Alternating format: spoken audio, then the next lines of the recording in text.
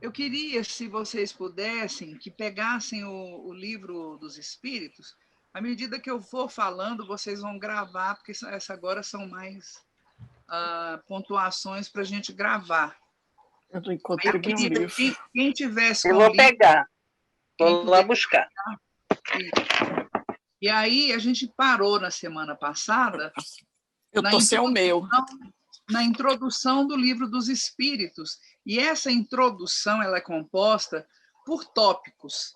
São 17 tópicos que explicam, explanam a melhor maneira para que a gente tenha uma facilidade de entender o que o Kardec, o que os espíritos queriam nos passar. Tá? Os 17 tópicos eles vieram como questões preliminares e fundamentais da doutrina, para nós que viéssemos examinar o livro, facilitando, assim, o nosso estudo. Como foi que ele fez o livro? Ele fez o livro com perguntas e respostas, porque ficaria mais fácil o nosso entendimento. Então, nessas perguntas e respostas, ele trata de filosofia, de ciência, de religião, de pedagogia, porque ele era um douto, ele era professor, ele era pedagogo, ele era investigador espiritual. Então, ele fez de uma forma muito clara e compôs essa introdução, o Livro dos Espíritos, com a introdução, com os prolegômenos, a primeira parte do livro, que são as causas primárias, a segunda parte, ou chamado segundo livro, que é o mundo espiritual ou o mundo dos espíritos, as leis morais, que é a terceira parte, e a quarta parte, ou quarto livro, são as esperanças e consolações, uma forma da gente estudar e descrever todos os milagres vistos e as predições que tivemos desde a época antes de Cristo, e também as consequências dos atos e das situações. Bom, a introdução sintetiza os aspectos de uma forma importante. Prolegômenos é um termo literário derivado do particípio prolegomenai. O que ele significa? Que as coisas que são ditas antes são prolegômenos, são ditas antes da introdução, inclusive. E são estudos preliminares, preparatórios de uma ciência, são princípios de elementos gerais para que a gente possa compreender melhor o assunto na exploração que vem a seguir. As causas primárias, todo mundo já sabe, que é a primeira parte do livro, a segunda parte, ou chamado segundo livro, é o mundo dos espíritos, a terceira parte, as leis morais, e a quarta, esperanças e consolações. Na primeira parte do Pentateuco, ou seja, o primeiro livro, o livro dos espíritos, ele fala sobre os fluidos vitais, os princípios e forças vitais e elementos gerais da vida e do universo de Deus, como uma inteligência suprema que é uma causa primária. O que é Deus? A causa primária de todas as coisas. Como o nosso mundo foi criado, e nesse estudo, com os espíritos de luz, foi que veio a origem da ideia de um novo livro, porque ele estava nessa fase do livro dos espíritos, mas estava tendo contato com encarnados. Daí saiu, antes de terminar o primeiro livro, o livro dos espíritos, a necessidade que ele viu de criar já um segundo livro. O segundo livro foi o livro dos médiuns, porque ele tinha que explicar como é que aquelas pessoas, como ele e os médiuns que trabalhavam com ele, tinham relações com os espíritos que tinha que provar que eram espíritos reais. E o livro dos médiuns, então, ele veio após para explicar a nós os estudos da doutrina e essas relações que hoje nós sabemos e temos com a vida dos espíritos. Pode ser espírito de luz, de meia luz, espírito sofredor, e a gente hoje sabe que a gente tem contato com todos eles. E explica também no livro dos médiuns a forma de reencarnação, como desencarnaram, por que daquela forma e como eles têm força para se comunicar com a gente, plano físico e plano espiritual. Essa interferência dos desencarnados com os encarnados, segundo Kardec, é muito mais do que nós imaginamos mesmo hoje. Ela vai muito além. No Livro dos Espíritos, ou a terceira parte expandida do Livro dos Espíritos, surgiu o Evangelho, porque tinha que ter o ensinamento do Cristo. Não precisava só explicar o porquê da comunicação, por que aquelas pessoas eram médiums. Não, precisava do livro do Evangelho para que a gente pudesse, nos seus 28 capítulos, ver as falas das leis morais, da conservação do bem, da justiça, do amor e da caridade. Tinha que ter uma explicação real. O Evangelho é a base e o roteiro do estudo das máximas da nossa doutrina, como religião.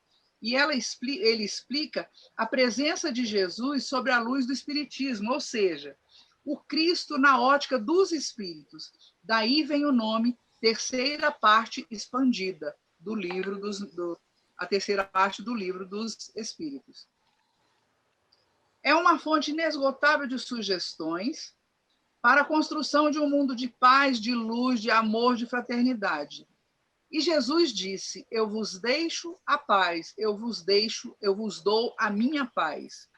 Nessa parte tem uma degressão sobre as leis morais, naturais, sobre o tipo de adoração, conservação, destruição, o que é o amor, como é o amor, caridade, trabalhos com o próximo e, o mais importante, o nosso progresso, o que fazer para termos a nossa evolução.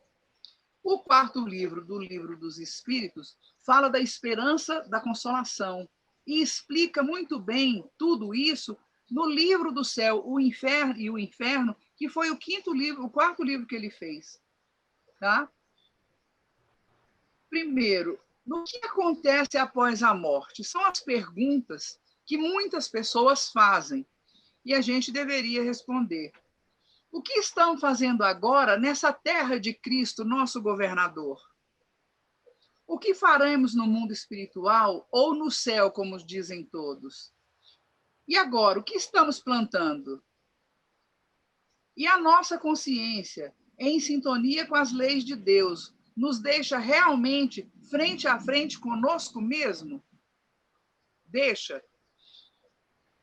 Quando chegamos lá, no mundo espiritual, desencarnados, se ficarmos felizes, veremos que fizemos atos bons. Por quê? Aquela sensação de felicidade é que nós deixamos uma mala de boas ações. Então, a gente já passa para lá muito feliz.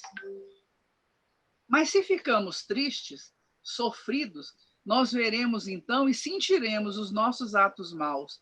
Daí vem, então, o sentimento do arrependimento, porque eu não consigo me alegrar. Vem o arrependimento. Lembre do filme Nosso Lar? Lembra do André Luiz?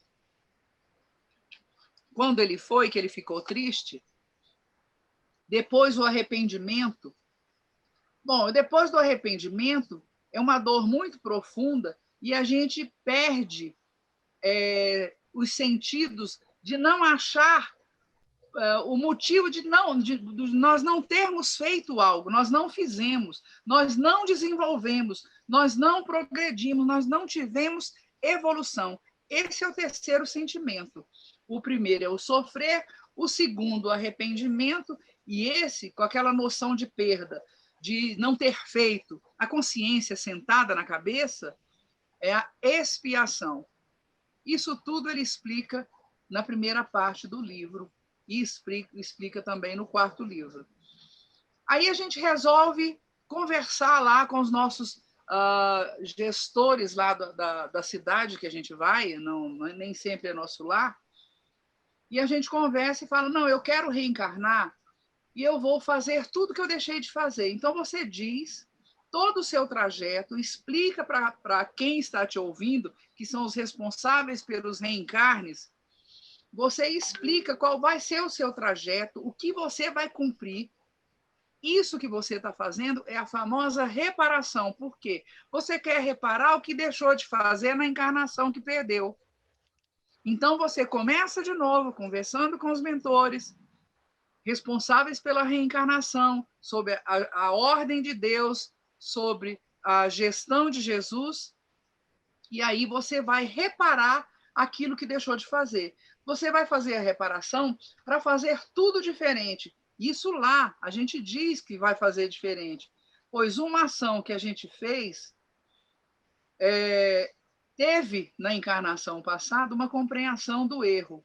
Daí veio o arrependimento.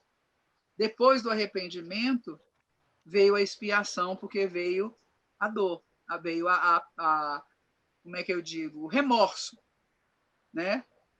Na ação de reparação, a gente resgata, se liberta do peso, ficando com a consciência livre.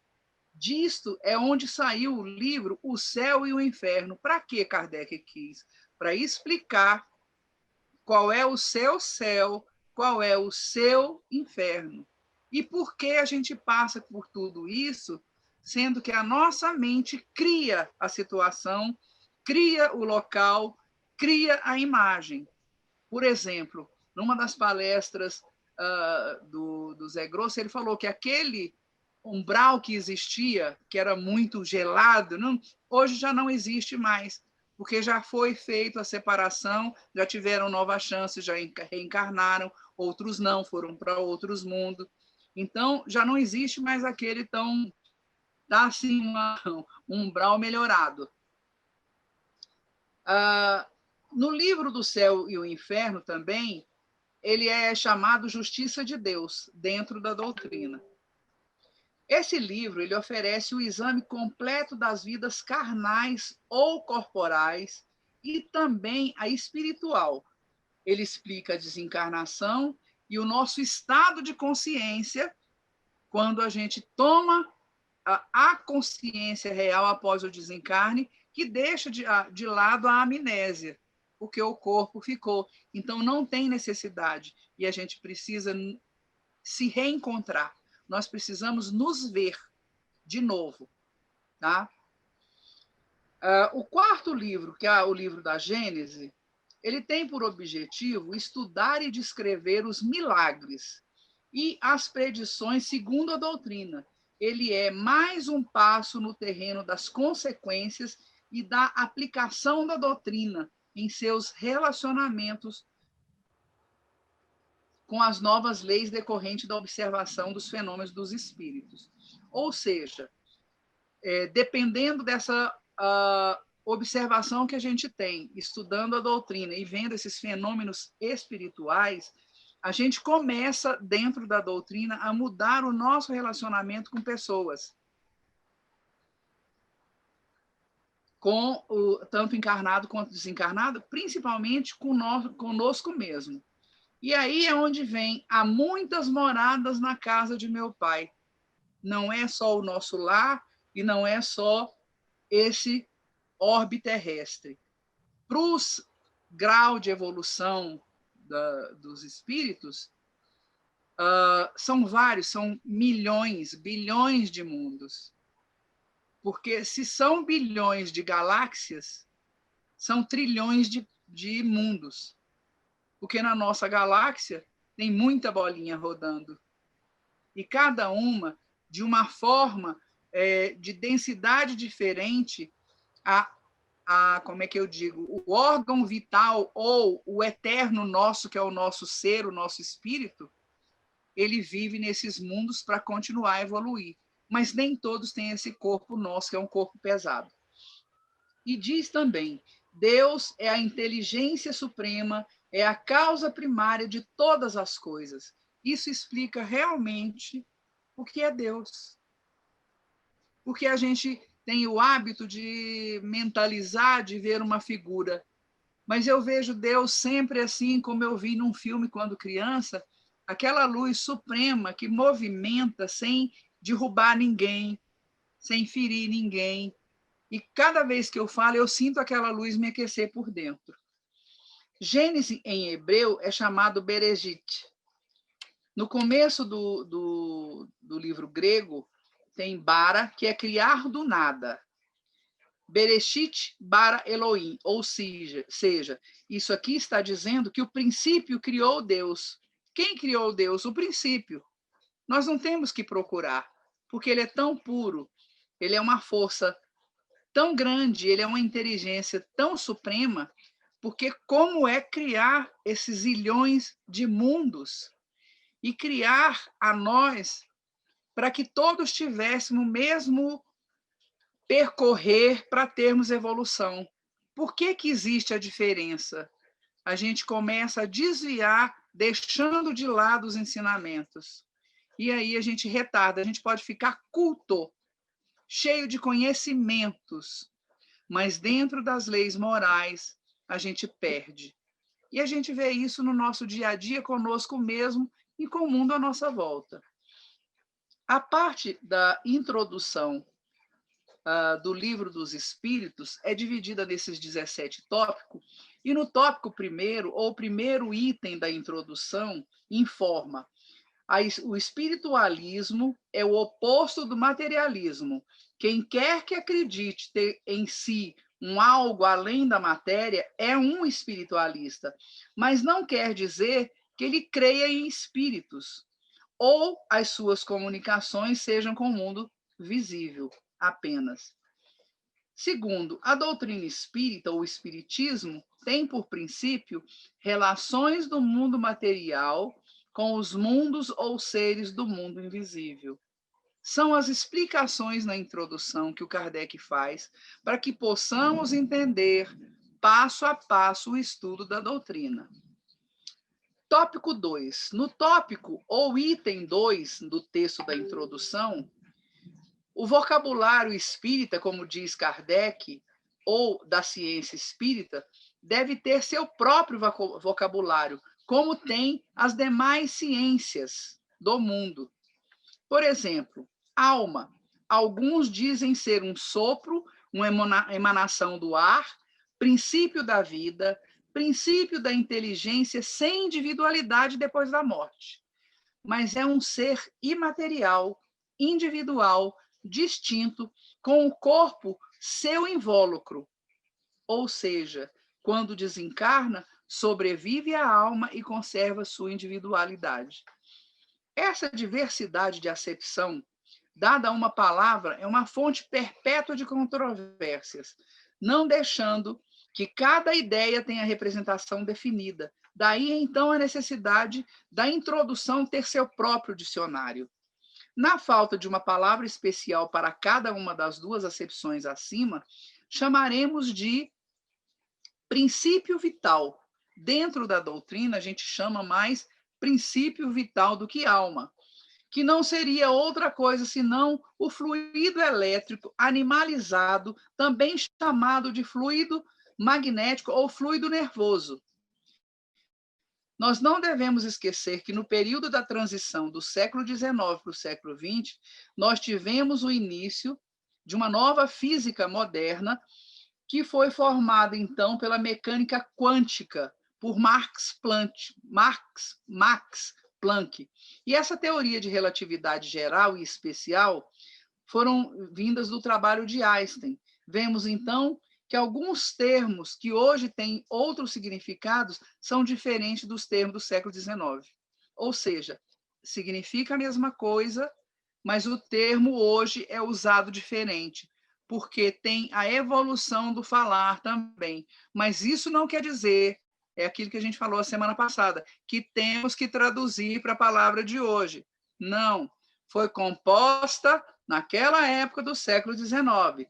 Então, hoje, algumas palavras são diferentes da que o Max Planck falou e da que o Einstein falou. Aí eu deixo o tópico 3 para a próxima semana.